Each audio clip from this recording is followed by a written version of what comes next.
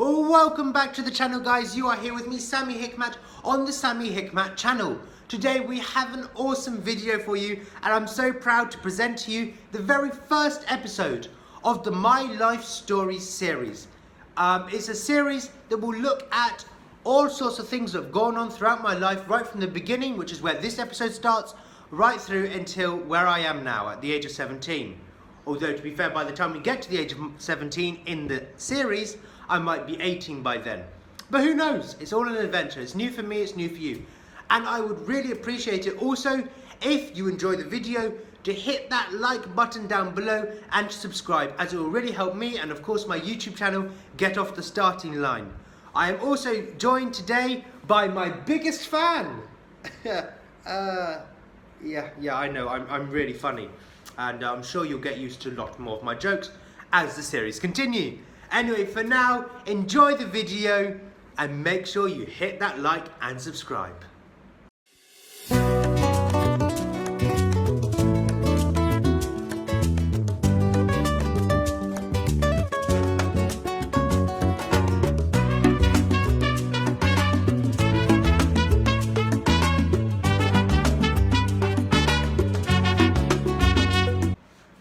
So here we are, the first video and episode of the series.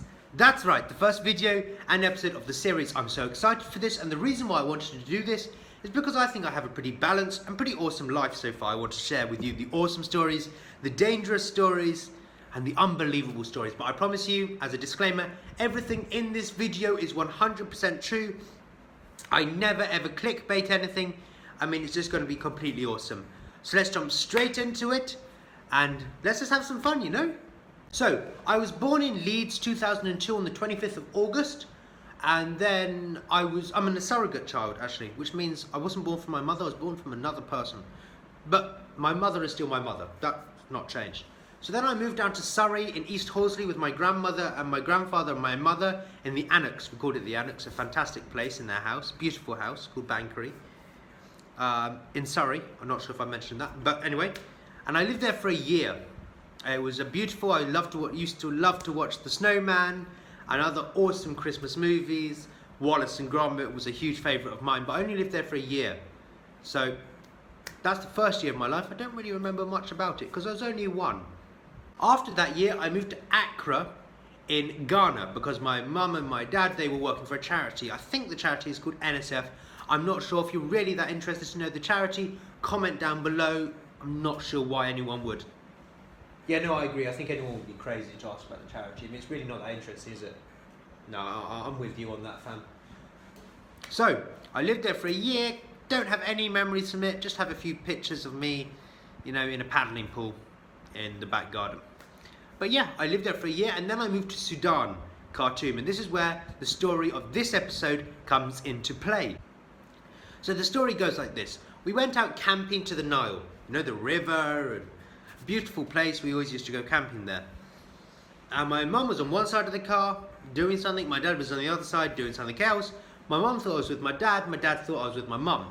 I should mention at this point I was around 3 or 2 years old, 2 to 3 years old. And I wasn't with either of them actually. I had gone chasing goats. What's that? I'm crazy for chasing goats. All kids chase animals at some point, whether it's a cat or a rabbit or something. What, your kids never did it? They never did that? Well, there's something wrong with your kids, I'm telling you. For the rest of the video, just be quiet. I need to get on and give the viewers the things they want to see. No, I'm not going to let you just sit there and talk over me. It's enough, shut up. Thank you. Sorry guys, he's just out of control today. But yeah, so my mum started to panic and have like a complete emotional breakdown. It was like a boom moment for her. And because obviously mothers have a more emotional connection with kids than fathers do, I think.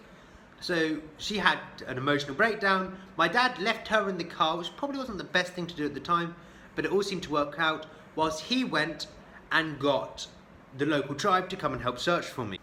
While my dad was out searching with the tribe for me, my mum then met pickup truck, what didn't met a pickup truck, she met 3 blokes start a pickup truck. They find this white woman in the middle of Sudan's bush, completely and utterly like hyper, out of control, emotional, you know, crying, thinking that she's lost her son. And she says, "Have you found a small little white boy?" I mean, they thought she was crazy. What? Yeah, I'm allowed to call my mum crazy if I want. She's my mum. She ain't your mum, is she? Come on now, let me do the video. It's unbelievable. This guy. Yeah, he's my biggest fan, but he's really pushing the limit.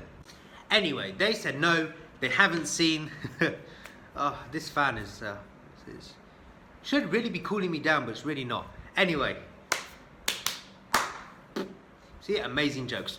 So, the pickup truck went, they said no, we haven't seen them, and the only memory I have from this scenario is the white pickup truck finding me and coming to pick me up. They brought me back to my mum signaled my dad, they were very happy and joyous, but then the chief of the local tribe, and the chief, remember, had to stop everything in the village to come and search for me.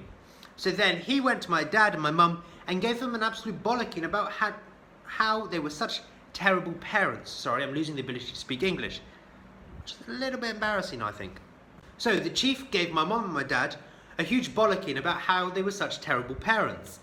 Of course, my mum didn't understand a word of it, but my dad understood everything of it, and I think he was quite embarrassed.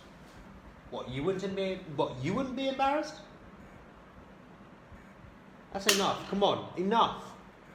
No, that's not fan abuse. I'm not abusing my fans. Okay? You guys are all safe, I promise. Yeah, so that is basically the story. It's a fantastic story. It's 100% true, but whether you believe it or not, that's up to you. Unfortunately, that's all we have time for in this video, so make sure you subscribe, hit that like button, and put on the notification bell. Ding, ding, ding. And I will see you legends in the next one. Woo! Boom!